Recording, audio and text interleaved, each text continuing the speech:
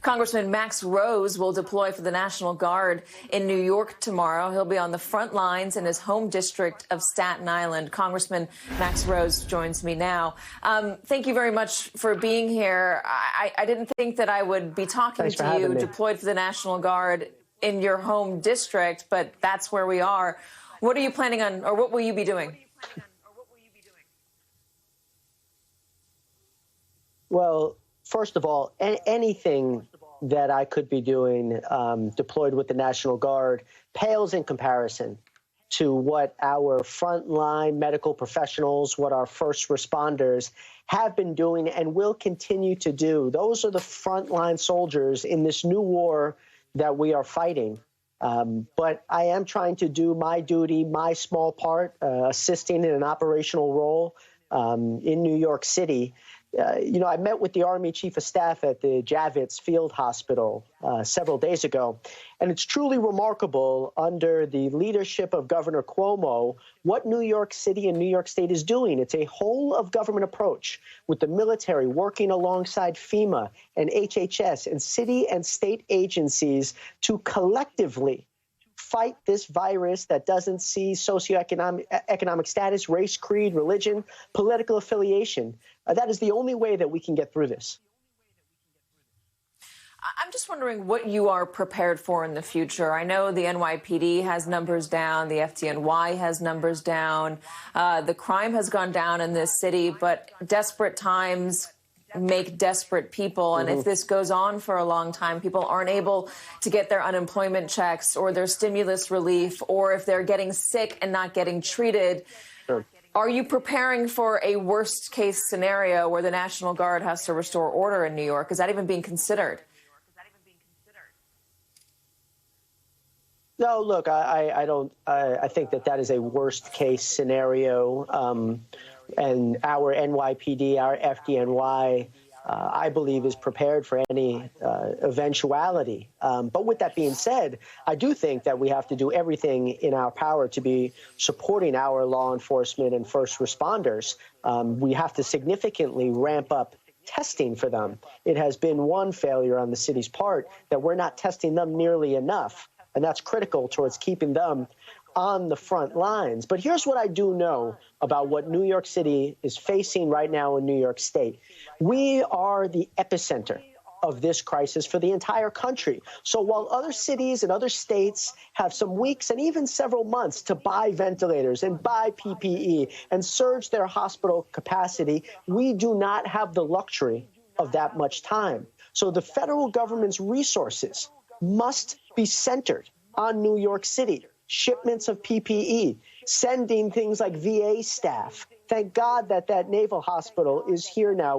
I called on that hospital to come to New York Harbor several weeks ago. We have to continue with that type of surge and even more. When you think about dealing with this crisis, there's four legs of the stool. You have the hospital staff, you have the actual hospital structure, you have the PPE and the ventilator. We need all four, of course, with the most critical element of that being these fearless medical professionals on the front lines. But here in New York City, New York State, we are setting the model for how the rest of the country can deal with this. But we cannot deal with it in a silo. We need the entire federal government support. I want to ask you about your other day job in Congress. Is there going to be a fourth stimulus? Is that being considered right now? And what could that look like? Yeah, look, I sincerely believe that there should be a fourth stimulus. It is being considered. Front and center of that stimulus certainly has to be aid to our cities and our states who are experiencing unprecedented budget shortfalls. There will obviously be the need for additional economic stimulus. I think we always have to keep it in the back of our head that there's the potential for aiding our financial institutions as more and more small businesses and large businesses struggle to fulfill their loans. But we can't separate the economic from the public health. If we truly want to get out of this economic crisis, we have to get out of this public health crisis. And that only comes with a surge in those four things that I mentioned earlier.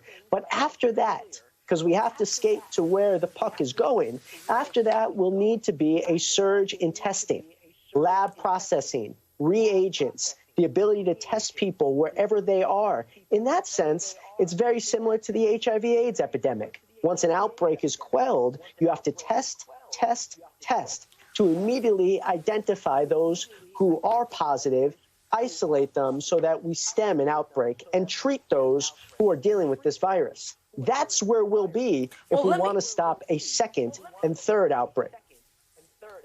Well, let me ask you about the future once we get past this and focus again on the economy. What do you think is going to be put in place, and what could be a permanent change in the way that we do business here in this country? Will there be a restructuring or a boosting of the social safety net? Is this going to be a call for something more like universal health care, more like a single-payer system to make sure that everybody is covered once these people start leaving the hospital and realize they have thousands of dollars in medical bills because they caught a virus they didn't have a choice about?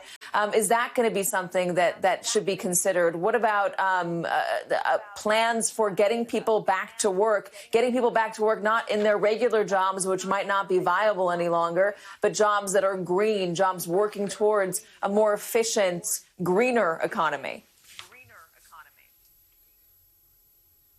Yep.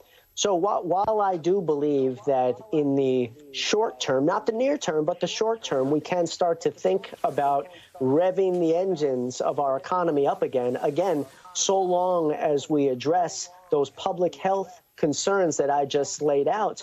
Over the long term, we have to feel this sense of urgency around achieving universal health care, around stemming the skyrocketing costs of our healthcare system, as well as putting an infrastructure in place to deal with the next pandemic.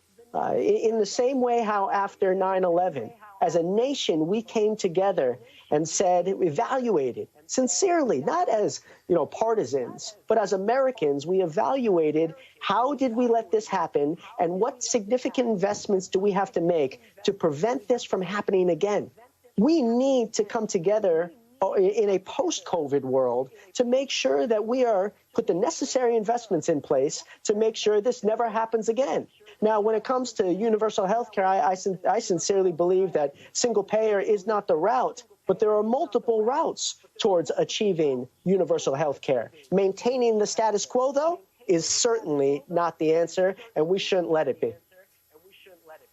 Congressman Max Rose, who's deploying for the National Guard starting tomorrow. Congressman, thank you very much for joining us, and good luck out there. Up next, it's already happened in China and Italy.